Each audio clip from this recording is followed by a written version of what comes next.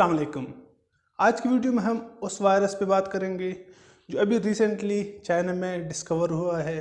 वो वायरस क्या है, कहाँ से आया है, इंसानों में कैसे मुंतकिल होता है, इसके अलामात क्या है और हम बचाव किस तरह कर सकते हैं।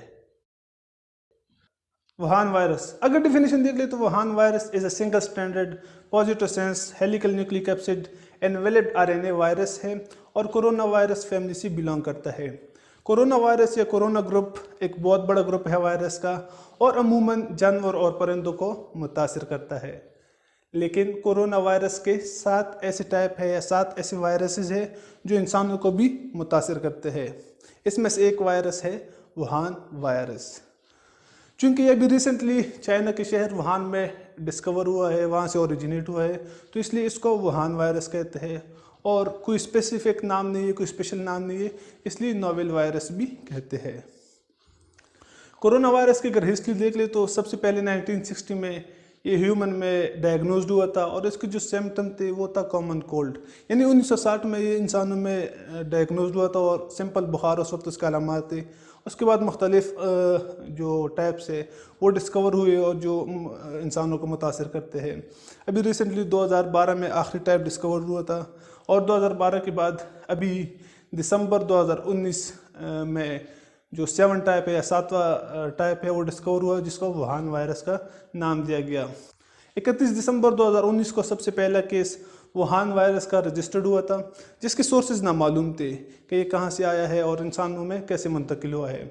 लेकिन तहकीक और रिसर्च के बाद जो एक सी फूड मार्केट को यहाँ से लिंक किया गया था, यानी इस सी फूड मार्केट से इंसान में मुंतकिल हुआ था, जिसकी तहकीक ये बता रही है कि ये चमगादड़ से स्नेक्स में मुंतकिल हुआ।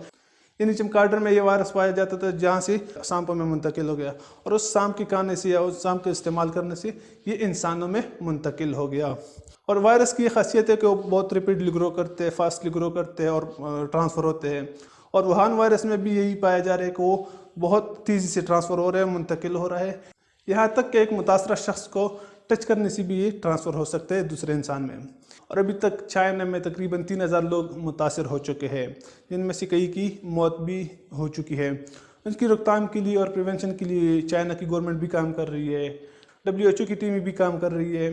चाइना में एक स्पेशल टाइप हॉस्पिटल बनाया जा रहा है ताकि वुहान वायरस से जो मुतासर है उनको डायग्नोज किया जाए, वहाँ पे उनकी ट्रीटमेंट की जाए। तो एक स्पेशल टाइप हॉस्पिटल भी बनाया जा रहा है, लेकिन अभी तक प्रिवेंशन का कोई ख़ास आउटपुट या रिज़ल्ट सामने नहीं आया। और अभी तक की चाइना के मुख्तलिफ शहरों के साथ साथ थाईलैंड, जापान, कोरिया, सिंगापुर और अमेरिका समेत कई ममालिक में ट्रांसफ़र हो चुका है। एक रिपोर्ट के मुताबिक पाकिस्तान के शहर लाहौर और मुल्तान में डायग्नोज हुआ है और नेशनल हॉस्पिटल में वो पेशेंट रजिस्टर्ड है जिसकी तरदीद भी की गई थी, लेकिन वो पेशेंट मौजूद है और इनका ताल्लुक चाइना से बताया जा रहा है। उन पर तहकीकात हो रही है, उनकी स्क्रीनिंग हो रही है। और इसके अलावा WHO की टीम भी आई थी इस्लामाबाद एयरपोर्ट पे, उन लोगों ने जो स्क्रीनिंग टेस्ट है वो देख लिया, उसका मुआयना किया, उसको तो फ़िलहाल लोग ही करार दिया है, लेकिन अभी देखते हैं कि वो कहीं और ये केस रजिस्टर्ड होते हैं या नहीं। सिम्टम्स यानी अगर अलामात की बात की जाए तो एक्यूट और सीवियर टाइप सिम्टम्स हैं। ये अमूमन जो हमारा रेस्पिरेटरी सिस्टम है उसको अफेक्ट करता है। एक्यूट सिम्टम में बुखार, खुश्क खांसी, नज़ला ज़ुकाम, सांस लेने में तकलीफ़ के साथ साथ जिस्मानी कमज़ोरी आ जाती है। और अगर इन सिम्टम की बर वक्त इलाज न किया जाए, इनको प्रिवेंट ना किया जाए तो ये सीवियर हो जाते हैं, नमूनिया कॉज हो जाता है और ऑर्गन फेलियर हो जाते हैं। यानी हमारे जो अज़ा है वो नाकारा हो जाते हैं, जैसे रेस्पिरेटरी फेलियर हो जाता है और किडनी फेलियर हो जाता है, जिसकी वजह से इंसान की डेथ हो जाती है। प्रिवेंशन यानी अगर बचाव की बात की जाए तो अभी तक कोई स्पेशल वैक्सीन, कोई स्पेशल मेडिसिन तैयार नहीं हुई जिससे वुहान वायरस को कंट्रोल किया जा सके। लेकिन चाइना के हेल्थ मिनिस्ट्री के मुताबिक वो इस पे काम कर रहे हैं, वो हॉस्पिटल बना रहे हैं सेपरेट, जिसमें वुहान वायरस के पेशेंट को ट्रीट किया जाएगा और उन पर रिसर्च की जाएगी, डायग्नोजिंग की जाएगी और बहुत जल्द एक ऐसी वैक्सीन तैयार की जाएगी जिससे इस वायरस को हम कंट्रोल कर सके। लेकिन फ़िलहाल कोई ऐसी वैक्सीन या कोई ऐसी मेडिसिन नहीं है, तो इसके लिए यही कहा जा सकता है कि परहेज़ इलाज से बेहतर है, यानी care is better than treatment. तो केयर हम किस तरह कर सकते हैं, परहेज़ हम किस तरह कर सकते हैं।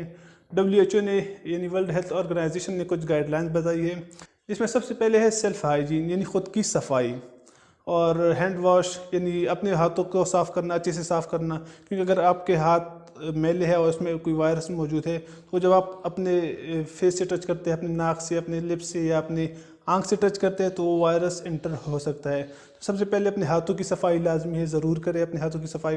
اس کے علاوہ اپنے بچاؤ کے لیے ماسک کا استعمال ضرور کرے، اور جو افیکٹڈ لوگ ہیں، جو متاثر ہے، وہ بھی ماسک کا استعمال ضرور کرے، کیونکہ ان کی ایکزہیلیشن سے، ان کی سنیزنگ سے، ان کی چینک کرنے سے وہ وائرس باہر آؤٹ بریک ہوتا ہے اور عام لوگوں کو متاثر کرتا ہے۔ تو اس لیے جو متاثرہ شخص ہے، یا جو اگر کسی کو فلو ہوا ہے تو وہ سنیزنگ کرتے ہوئے، چینک کرتے ہوئے رومال یا ٹیشو کا استعمال کرے، تاکہ اس کی آؤٹ بریک کو کم کیا جا سکے، اس کے آؤٹ بریک کو کنٹرول کیا جا سکے۔ اور عام لوگ بھی ماسک کا استعمال کرے، تاکہ کوئی وائرس اگر ہوا میں موجود ہے تو سانس لیتے وقت وہ آپ کی باڈی میں انٹر نہ ہو۔ اس کے علاوہ جو افیکٹڈ پرسن ہے یا جو متاثرہ شخص ہے، اس کے کلوز کانٹیکٹ سے بھی وائرس ٹرانسفر ہو سکتا ہے، کیونکہ اگر اس کی چینک کرتے وقت یا اس کے ہاتھوں پہ وہ وائرس موجود ہے اور آپ سے جب وہ ہاتھ ملاتا ہے یا آپ سے ملتا ہے تو اس کے ملنے سے وہ وائرس آپ میں ٹرانسفر ہو سکتا ہے۔ یعنی ان لوگوں سے کانٹیکٹ کم کرے جو متاثر ہے، ان کلوز کانٹیکٹ سے یہ وائرس ٹرانسفر ہوتا ہے ایک انسان سے دوسرے انسان میں۔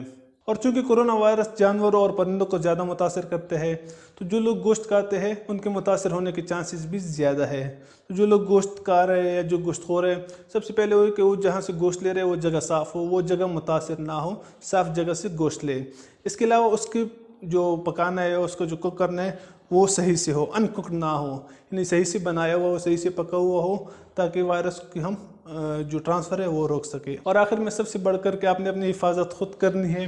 اگر آپ میں کوئی سمٹم موجود ہو، آپ کو ریسپائریٹری کوئی پرابلم ہو رہی ہو، اور کوئی بھی آپ کو مسئلہ پیش آ رہا ہو، تو آپ ڈاکٹر سے، مستند ڈاکٹر سے رجوع کریں، تاکہ آپ کی بروقت تشخیص ہو، آپ کی بروقت ڈائگنوزنگ ہو جائے تو اس کو کنٹرول کر سکیں ہم، ورنہ دیر ہونے کی صورت میں جان ہی جا سکتی ہے۔